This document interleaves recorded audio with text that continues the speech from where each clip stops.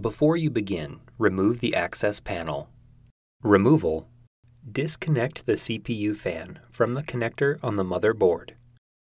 Note, the heatsink has numbers adjacent to the following 4 screws. Loosen the 4 captive T15 Torx head screws that secure the heatsink over the processor in numerical order. Lift the heatsink straight up and off of the processor and remove it from the chassis. Replacement: using an alcohol swab, carefully remove the thermal grease from the heatsink and processor. According to the individual specifications for your particular processor, apply new thermal grease to the processor. Align the screw holes on the heatsink with the standoffs on the motherboard and lower the heatsink into position over the processor.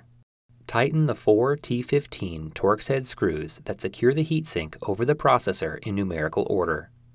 Connect the CPU fan to the connector on the motherboard.